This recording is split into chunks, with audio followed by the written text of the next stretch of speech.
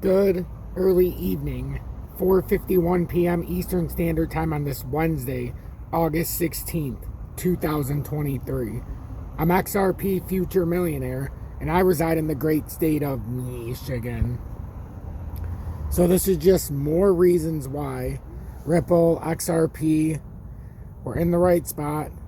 And I know a lot of you ask me, why does the XRP price go down if so much adoption is happening, so much news is coming out? Liquidity, folks. Institutional investors look for spots to buy in, and like how it dropped down to 58 cents, that's a liquidity grab. There was a lot of money that pulls in.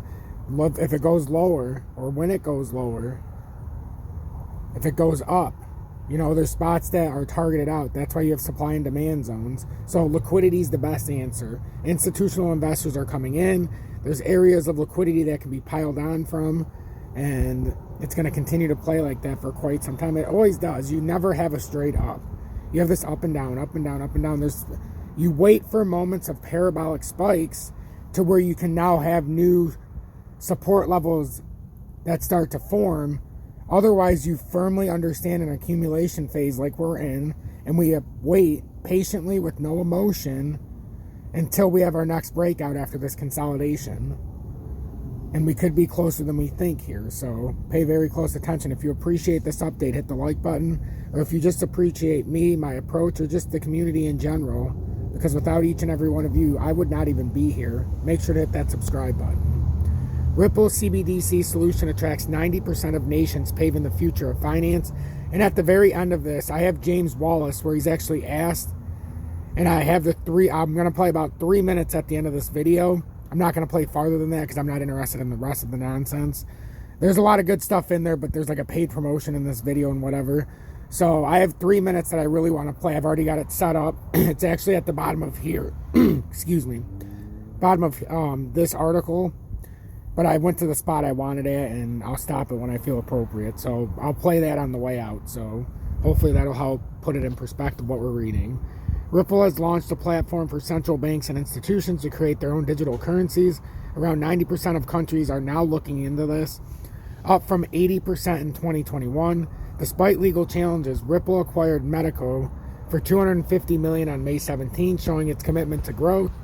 In a recent interview with Thinking Crypto, James Wallace, the vice president of central bank engagements at Ripple, opened up about the world of central bank digital currency, CBDCs, and how Ripple is shaping the future of digital currencies through its CBDC finance.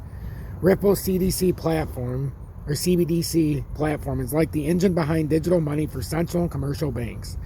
He said that it is a whole system that covers everything from producing new digital currency to ensuring that individuals can spend it, considering it the whole life cycle of digital money. The birth through purchase, this platform makes the journey easier and more efficient for everyone involved. He added, I think the trend is very positive. I mean, obviously, there are pluses and minuses, obviously there are pluses and minuses. If you can't laugh at yourself, who can you laugh at, really? You know, different countries have different things going on. Distractions at different times, but generally I think the trend is forward. I think the biggest trend that I've seen is from that, what you might call the sort of traditional finance world. So not only giants like BlackRock getting involved, but also, you know, commercial banks too. The vice president also noted a growing interest in stablecoins and tokenized assets, such as real estate and bonds. This trend, he mentioned, reflects the maturation of the market and a broader recognition of the value that these assets can bring. Wallace emphasized that Ripple, I must have a frog or something, you know. Sometimes you talk a lot and it won't come out. But I don't like to edit anything, so you get what you get. Wallace emphasized that Ripple remains committed to the journey of turning announcements into tangible realities. He highlighted the company's dedication to working collaboratively with partners and stakeholders to build a future where digital assets play a pivotal role in global finance. So I figured, you know, oh, look at that. I went right to the back part, but I know where it's at.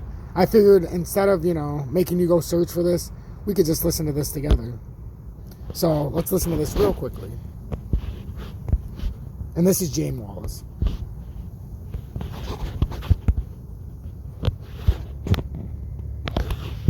Ripple's CBDC platform? Because there's been, it seems, an official branding for the service, if I'm not mistaken. Tell us about that and how it all works.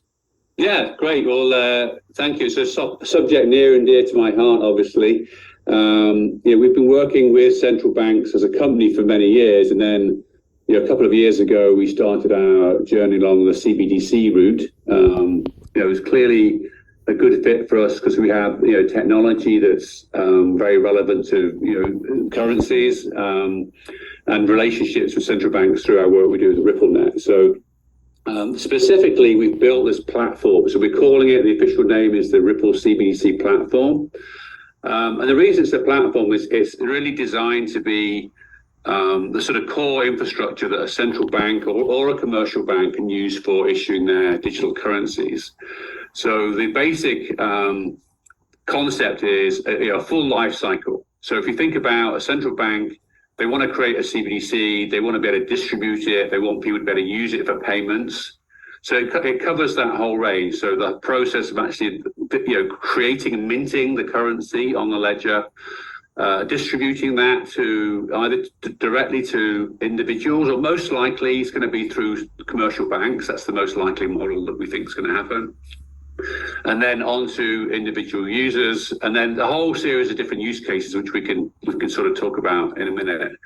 The basic underlying technology is based on the XRP ledger. So as I'm sure you know, Tony, the ledger is it's been around for over 10 years, been very, very robust, billions of dollars of transactions flowed across it.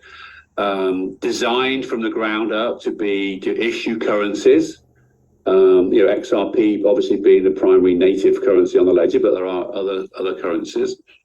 And also very sort of environmentally friendly, right? So the consensus mechanism is very low lift in terms of energy consumption. So we sort of started there and said, okay, well, this platform, this ledger is a great sort of starting point. It's designed for doing things like CBDCs. But then we realized, obviously, crypto is not that easy for people necessarily to use, right? It's one of the things the industry is working on is there's a bit more friendly user interfaces and so forth. So we built these other components on top. So this is where the platform piece comes in. So the primary piece is what we call the issuer. So this is a software layer that sits on top of the ledger that basically walks the central bank through all those steps, like the creation and minting, the sign-off, approval from the chief cashier to create and so forth. So that's the issuer piece, and then that allows then the distribution I mentioned and the transactions. We then have a sort of different component, which is we call it operator, which is not for the people creating currency, but for the people that are using it, like commercial banks. And then the fourth piece of the puzzle is wallets. There are choices there. There are different types of wallets, wallets for the banks, wallets for consumers, wallets that can deal with offline transactions when there's no internet.